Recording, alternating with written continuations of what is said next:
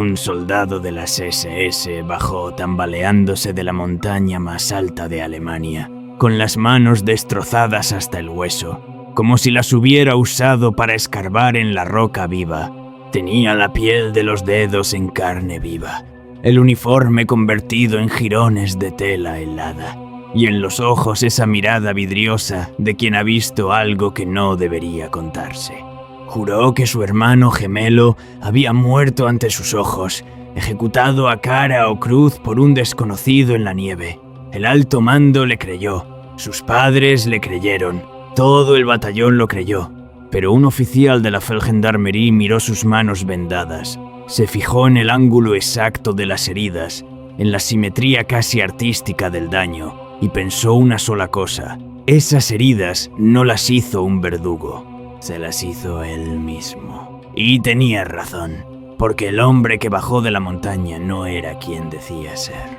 Durante los siguientes 20 minutos vamos a reconstruir paso a paso cómo un oficial metódico desenmascaró la mentira perfecta de un hombre que llevaba toda la vida ensayando cómo convertirse en otra persona. Invierno de 1943. En las estribaciones del Zugspitz, el pico más alto de Alemania, se levantaba un puesto de instrucción de montaña de las Waffen-SS, un enclave aislado entre rocas y hielo perpetuo, donde se entrenaba a soldados de élite para el combate alpino. El lugar tenía fama de exigente, incluso entre los propios instructores. Los reclutas dormían en barracones de madera, calados por el viento. Se levantaban antes del amanecer para escalar paredes heladas con equipo insuficiente, y quien flaqueaba era señalado sin compasión ante el resto de la compañía. Entre los reclutas destacaban dos hermanos gemelos, Klaus y Erich Voss, de 24 años, idénticos hasta en la forma de caminar, en el timbre de voz, en el modo de fruncir el ceño cuando algo los contrariaba. Solo un ojo entrenado, o alguien que hubiera crecido a su lado, podía distinguirlos con seguridad, y ni siquiera eso era garantía. Klaus era el orgullo del regimiento, disciplinado hasta la obsesión, condecorado 2 veces por su desempeño en maniobras invernales, con una carrera meteórica que lo perfilaba para el ascenso a oficial antes de cumplir los 25 años. Los instructores lo citaban como ejemplo frente a los reclutas más jóvenes. Escribía cartas puntuales a sus padres cada domingo, cumplía cada orden sin rechistar y guardaba un cuaderno donde anotaba, con letra apretada, los errores tácticos que observaba en sus compañeros para no repetirlos él mismo.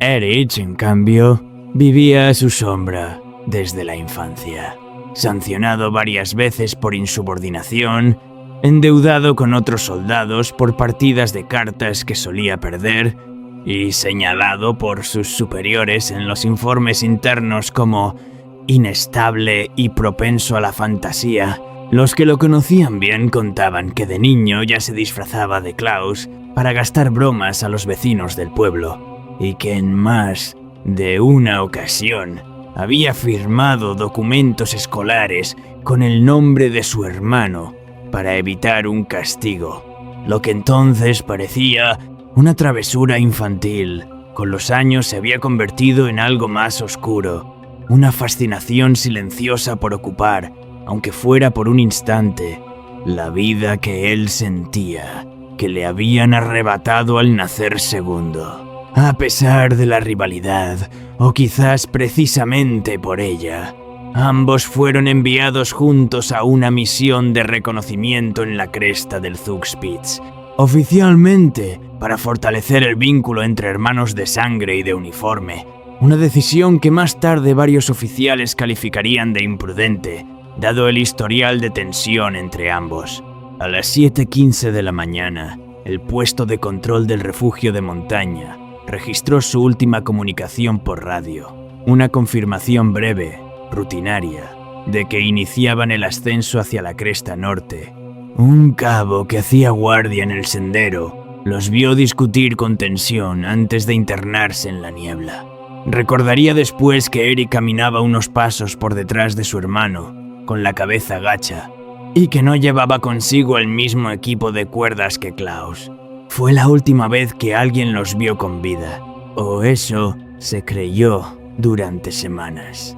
Al caer la noche, Klaus no respondió a la llamada de radio programada, algo absolutamente impropio de un soldado tan metódico que jamás había fallado a un solo parte horario en 2 años de servicio. Se activó de inmediato una partida de búsqueda con esquiadores de montaña, guías locales conocedores del terreno y perros adiestrados para rastreo en nieve. La mochila y el equipo de ambos seguían en el refugio base, perfectamente ordenados, sin rastro de forcejeo ni de salida precipitada. Durante 3 semanas, patrullas armadas con linternas de carburo peinaron los glaciares palmo a palmo, revisando grietas, cornisas y refugios de emergencia abandonados. Se interrogó a pastores y guardabosques de la zona. Se ofreció una recompensa a quien aportara información. Nada. El Zugspitz, con sus grietas profundas y sus ventiscas repentinas capaces de borrar en minutos cualquier huella, se tragó cualquier pista y el caso empezó a tratarse en los informes internos como una desaparición sin resolución, probablemente una caída fatal en una grieta inaccesible. Entonces, en la madrugada del 21º día, cuando ya casi nadie mantenía la esperanza, un convoy militar que bajaba por la carretera de Garmisch vio a un hombre tambaleándose entre la nieve, con el uniforme hecho jirones, el rostro cubierto de quemaduras de frío, los labios agrietados hasta sangrar y las palmas de las manos destrozadas, como si hubiera arañado piedra y hielo durante días sin descanso. El conductor detuvo el vehículo. 2 soldados bajaron a sujetarlo antes de que se desplomara, y el hombre, con la voz quebrada por el frío y el agotamiento, apenas logró susurrar una frase antes de perder la conciencia. Dijo llamarse Klaus Voss. Trasladado de urgencia al hospital militar de Garmisch, en estado de shock y con principio de hipotermia severa, el superviviente pasó las primeras 48 horas entre delirios y momentos de lucidez. Cuando por fin pudo hablar con claridad, relató ante el oficial investigador Standartenführer Lang, un hombre metódico y de pocas palabras que llevaba 15 años en la Feldgendarmerie, una historia estremecedora. Según su relato, un hombre armado, con el rostro oculto tras una máscara de esquí y gafas reflectantes que impedían ver sus ojos, los interceptó en la cresta poco después de perder el contacto visual con el refugio. Los obligó a caminar durante horas, atados por una cuerda, hasta un barranco remoto que ninguno de los dos reconocía. Allí, sin mediar palabra, sin exigir información ni bienes, sin motivo aparente, el desconocido sacó una moneda del bolsillo y la lanzó al aire para decidir cuál de los 2 hermanos debía morir. Klaus aseguraba haber gritado, haber suplicado que los dejara ir a ambos, pero el hombre enmascarado no respondió ni una sola palabra en todo el tiempo que estuvieron con él, como si actuara siguiendo un ritual privado que no admitía negociación. Erich perdió. Klaus relató, con la voz rota, que había cerrado los ojos en el instante final, que había escuchado un grito y después un golpe seco contra la roca y que a partir de ahí todo se volvió confuso. Fue encadenado en una gruta oscura y húmeda, alimentado apenas con agua de deshielo, hasta que en un momento de descuido de su captor, que según él se ausentaba durante horas sin explicación, logró liberarse arrancándose literalmente la piel de las manos contra un mecanismo oxidado de la cadena y escapar a rastras por la nieve hasta ser encontrado por el convoy. La historia de la moneda del verdugo corrió como pólvora por todo el mando regional. Se desplegó una batida masiva por la montaña con más de 60 hombres. Se distribuyó un retrato robot del supuesto agresor elaborado a partir de la descripción del superviviente Se interrogó a cazadores furtivos y a excursionistas que hubieran podido cruzarse con un hombre enmascarado. Pero, semana tras semana, no apareció ni una sola prueba física del hombre enmascarado, ni de la gruta descrita con tanto detalle. Ni una huella, ni una fibra de tela, ni un solo testigo. El caso empezaba a generar más preguntas que respuestas, y esas preguntas recayeron poco a poco sobre el propio Lang. Antes de que aparecieran las primeras grietas en el relato, hubo un primer interrogatorio formal, apenas unos días después del hallazgo, que quedó registrado en las actas del regimiento casi palabra por palabra. Lang, siguiendo el protocolo, pidió al superviviente que repitiera la secuencia de los hechos con el mayor detalle posible, anotando cada pausa, cada vacilación, cada vez que la mirada del hombre se desviaba hacia la ventana. Antes de responder, ¿cuánto tiempo calcula que caminaron atados desde la cresta hasta el barranco?, preguntó Lang, sin levantar la vista de su cuaderno. No sabría decirlo con exactitud. Horas. El frío deforma el tiempo. Standartenführer. Uno deja de contar cuando cree que va a morir. ¿Y el hombre enmascarado no dijo una sola palabra en todo ese trayecto? Ni una. Ni siquiera cuando Erich le suplicó. Ni siquiera cuando yo le ofrecí mi reloj, mis botas, cualquier cosa a cambio de que nos dejara ir. Lang anotó esa respuesta con una raya al margen, la misma que usaba cuando algo en un testimonio le sonaba ensayado más que recordado. Un hombre que acaba de presenciar la muerte violenta de su hermano y ha pasado 3 semanas encadenado en una gruta rara vez, ofrece un relato tan ordenado, tan limpio en su cronología, sin las contradicciones menores que suelen delatar el trauma real. El instinto de Lang, forjado en 15 años de interrogatorios a desertores y prisioneros, le decía que algo no encajaba, aunque en ese momento aún no tuviera ni una sola prueba material que lo respaldara. Lo que más le inquietó, sin embargo, fue un detalle casi imperceptible. Cuando le preguntó por el color exacto de los ojos del agresor, visibles apenas un instante bajo el reflejo de las gafas de esquí, el superviviente respondió sin dudar: grises, casi transparentes. Una precisión extraña tratándose de un rostro cubierto casi por completo y de un momento, según su propio relato, de terror absoluto. Los recuerdos traumáticos rara vez son tan nítidos en los detalles secundarios. Suelen ser fragmentarios, deformados, llenos de lagunas. Aquella respuesta demasiado precisa quedó anotada en el cuaderno de Lang, subrayada 2 veces. Mientras Klaus se recuperaba en una habitación privada del hospital militar, rodeado de atenciones y visitas de camaradas que llegaban a rendirle homenaje como a un superviviente heroico, ocurrieron detalles extraños que casi nadie quiso notar, sepultados bajo la conmoción general y el alivio de tener de vuelta, aunque fuera uno, de los hermanos Voss.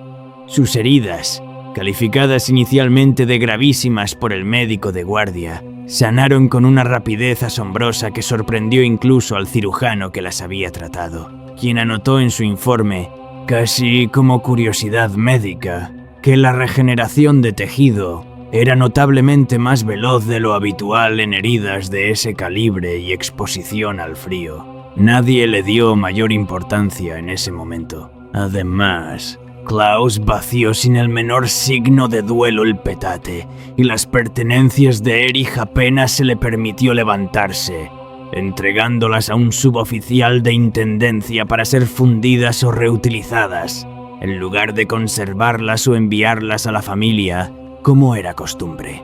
Y solicitó y obtuvo sin resistencia alguna, gracias al respeto que ya se le profesaba, el traspaso inmediato del estipendio familiar y de la correspondencia que hasta entonces recibía su hermano, alegando que alguien debía encargarse de esas cuestiones prácticas mientras el regimiento cerraba el caso. El oficial Lang, que había asistido a decenas de interrogatorios a lo largo de su carrera y tenía cierto instinto para detectar cuándo un relato encajaba de verdad con los hechos, no lograba encajar el perfil del supuesto agresor.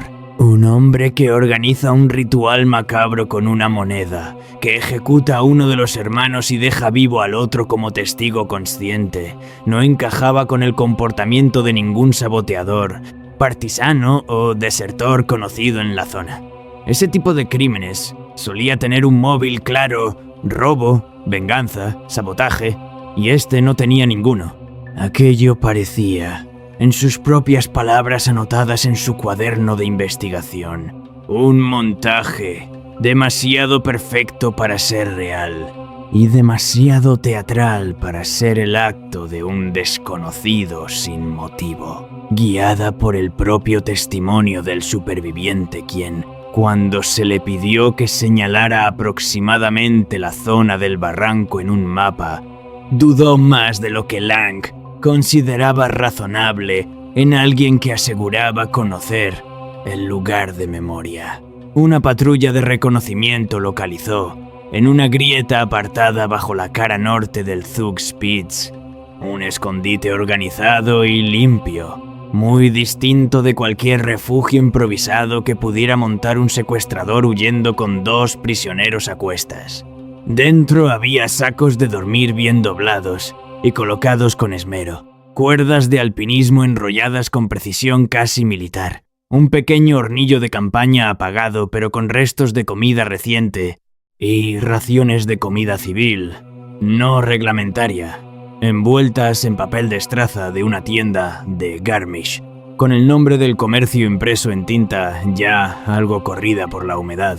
Entre los restos, uno de los soldados de la patrulla encontró, doblado con cuidado en el fondo de una lata metálica, el resguardo de una compra realizada en aquel mismo comercio del pueblo, fechado 2 días antes de la partida de la misión hacia la cresta. En la lista figuraban artículos muy concretos: cuerda de escalada, cinta de tela reforzada, ganchos metálicos y, lo más inquietante, un pasamontañas y unas gafas de esquí reflectantes, idénticos en descripción a los que el superviviente había atribuido, con lujo de detalle, al equipo del misterioso agresor enmascarado. El resguardo estaba firmado con la cartilla de racionamiento de Erich Voss.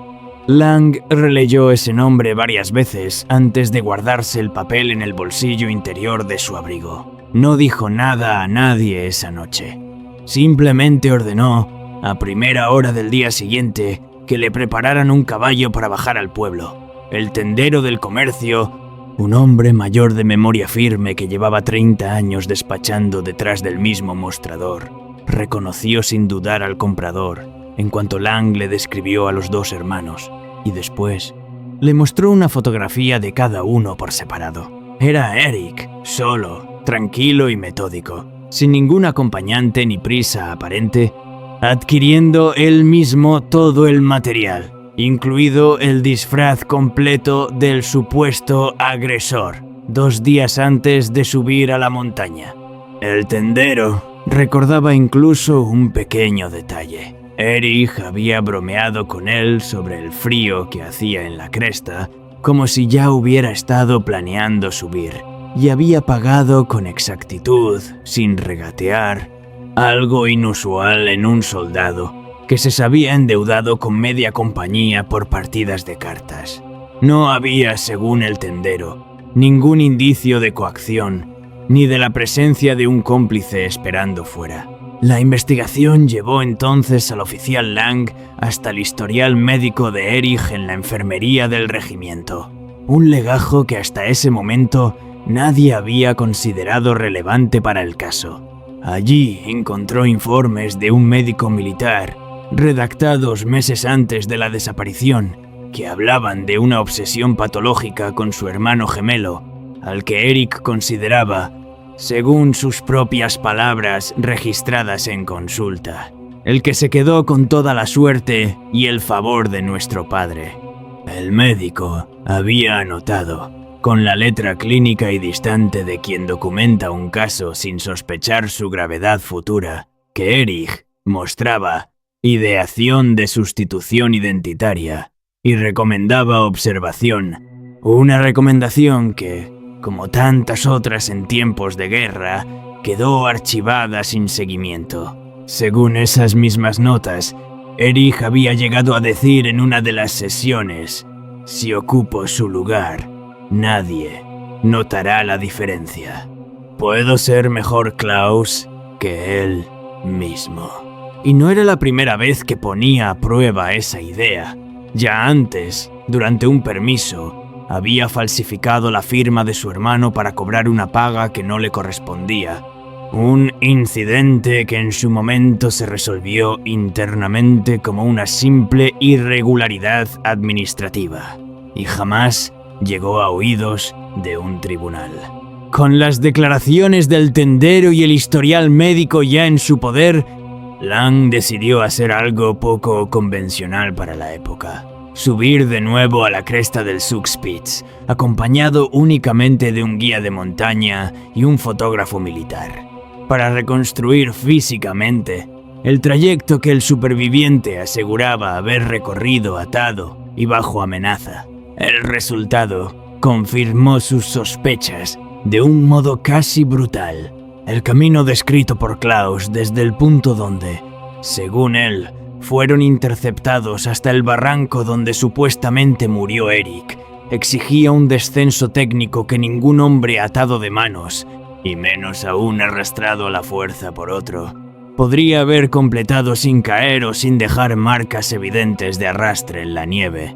Sin embargo, las huellas que sí se conservaban, protegidas del deshielo bajo un saliente rocoso, mostraban el paso ordenado de dos hombres caminando por su propio pie, uno detrás del otro, sin ningún indicio de forcejeo ni de una tercera persona. El guía de montaña, un veterano que conocía cada grieta de la zona desde niño, resumió la situación con una frase que Lang anotó textualmente en su informe: Standartenführer. Por ese camino no se lleva a nadie a rastras. Por ese camino solo se puede bajar caminando, o no se baja. Aquella reconstrucción, sumada al resguardo de compra y al testimonio del tendero, terminó de convencer a Lang de que no bastaba con sospechas ni con inconsistencias circunstanciales. Necesitaba una prueba que no dejara resquicio alguno a la interpretación. Algo que ni el mejor abogado defensor pudiera rebatir ante un consejo de guerra. Con el resguardo de compra, el testimonio del tendero y el historial médico sobre la mesa, Lang sabía que necesitaba algo irrefutable, algo que no dejara resquicio a la duda razonable ante un consejo de guerra que, tratándose de un caso tan mediático dentro del regimiento, exigiría pruebas sólidas antes de acusar a un héroe superviviente de asesinar a su propio hermano. Dos hallazgos periciales, obtenidos en los días siguientes, sellaron finalmente el caso. El primero fue el registro dental. La ficha médica del batallón incluía, como procedimiento estándar, un mapa dental de cada soldado, pensado precisamente para identificar cadáveres desfigurados en combate. Al comparar esa ficha con la dentadura del superviviente, el médico forense encontró una discrepancia imposible de ignorar. A Klaus, según su ficha, le faltaba una pieza tratada meses atrás con un empaste de plata muy característico, mientras que el hombre ingresado en el hospital conservaba esa pieza completamente intacta. Biológicamente, de forma incontestable, aquel hombre no era Klaus Voss. El segundo hallazgo fue una huella en la cinta. En la cara interna de la cinta de tela reforzada encontrada en el escondite, la misma que, según el relato del superviviente, el agresor enmascarado había usado para atarlo a él contra la roca, apareció una marca de dedo compatible con las huellas registradas de Erich tomadas años atrás al alistarse en las Waffen-SS. Aquello resultaba imposible de explicar si de verdad hubiera sido la víctima atada por un tercero desconocido. Nadie deja su propia huella en la cara interna de la cuerda que otro usa para inmovilizarlo, a menos que haya sido él mismo quien la manipuló primero, quizá practicando los nudos, quizá probando la resistencia del material antes de emplearlo. Con ambas pruebas en mano, Lang redactó su informe final la noche del 3 de febrero, a la luz de una lámpara de aceite, y lo cerró con una única línea escrita a mano en el margen. El superviviente del Zugspitze no sobrevivió a nada. Es el autor. Semanas después, con la orden de detención firmada y el consejo de guerra ya al tanto de las pruebas, una patrulla de la Feldgendarmerie llegó hasta la casa familiar de los Voss, en las afueras de Garmisch, donde el superviviente convalecía rodeado del cariño de unos padres que llevaban semanas agradeciendo en voz alta haber recuperado, aunque fuera, a uno de sus 2 hijos. El hombre estaba sentado junto a la ventana, con las manos aún vendadas apoyadas sobre las rodillas, cuando Lang entró en la habitación acompañado de 2 soldados armados. No huyó ni gritó cuando el oficial los señaló y pronunció, despacio, el nombre real. Erich Voss, quedas detenido por el asesinato de tu hermano Klaus, ocultación de pruebas y usurpación de identidad. Al oír esas palabras, algo cambió en su rostro de un modo que ninguno de los presentes olvidaría. Su máscara de víctima, cuidadosamente sostenida durante casi un mes, se desmoronó al instante. Su expresión se volvió fría y vacía, despojada por completo del dolor que había fingido hasta entonces, y esbozó una sonrisa serena, casi de alivio, como quien por fin puede dejar de sostener un peso enorme. No pidió disculpas, no protestó su inocencia, no intentó justificarse. Antes de que se lo llevaran, miró sus propias manos vendadas, aquellas heridas que él mismo se había infligido para completar la ilusión, y dijo en voz baja, casi para sí mismo, no importa. Fueron las 3 mejores semanas de mi vida.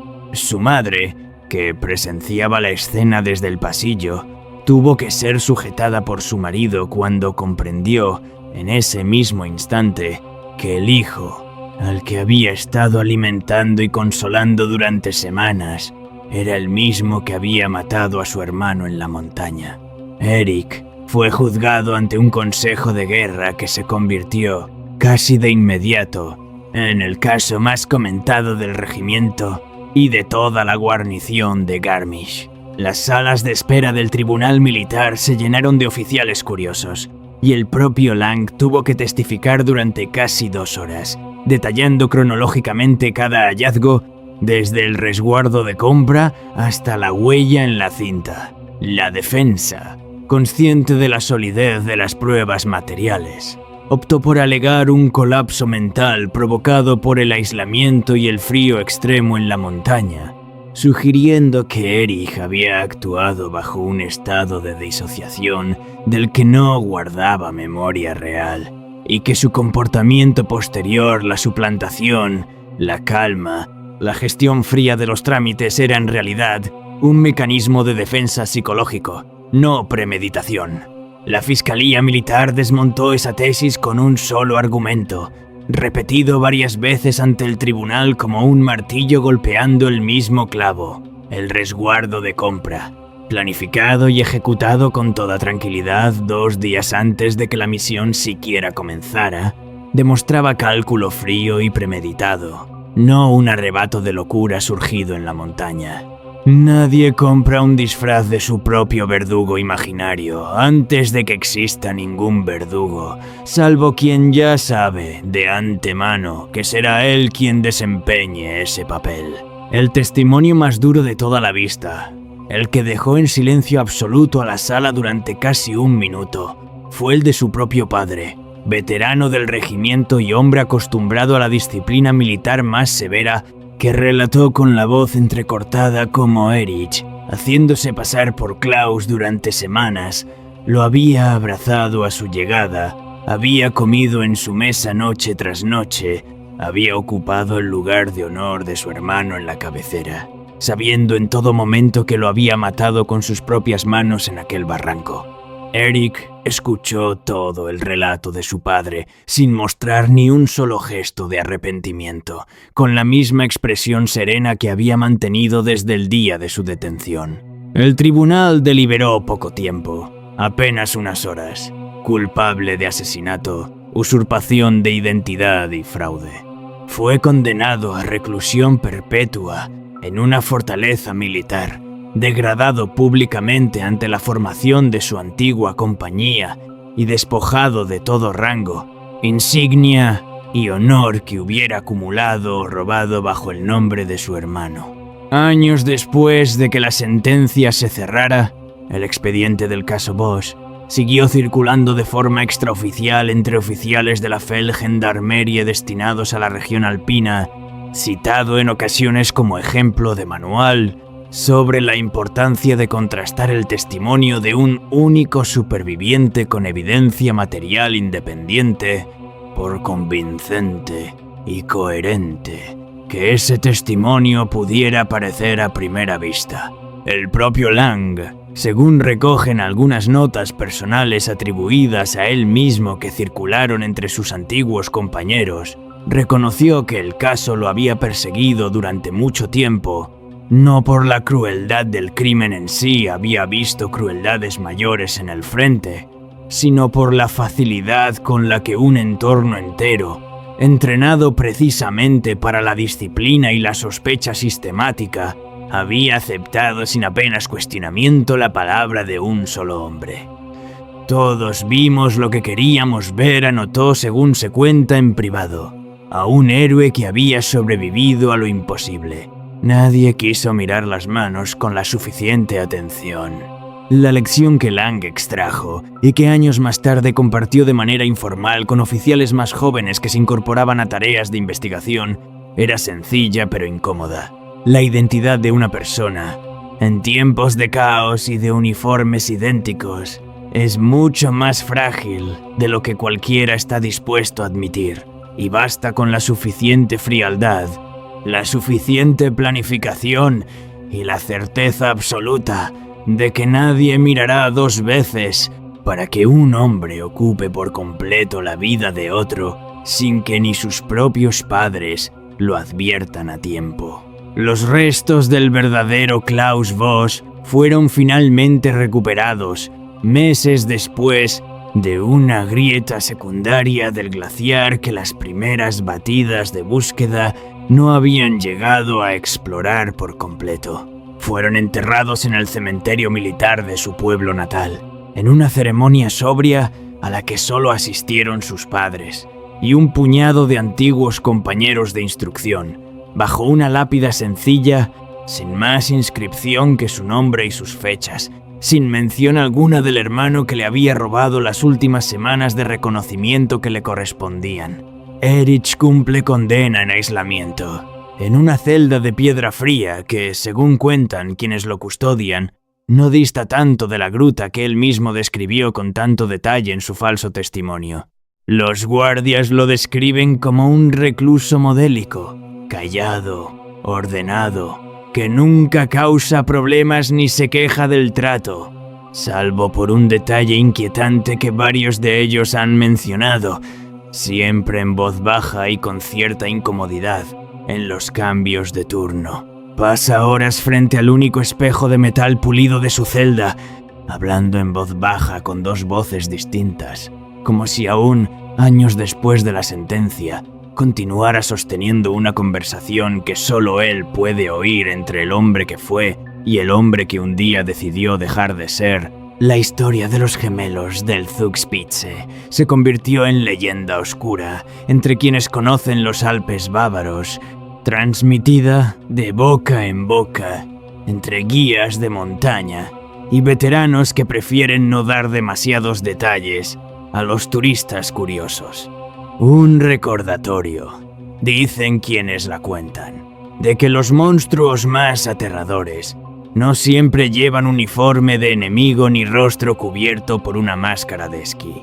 A veces visten el mismo uniforme que tú, comparten tu apellido, duermen en la litera de al lado y te sostienen la mano cuando tienes miedo, mientras calculan, en silencio, cuánto tardarás en dejar de sospechar.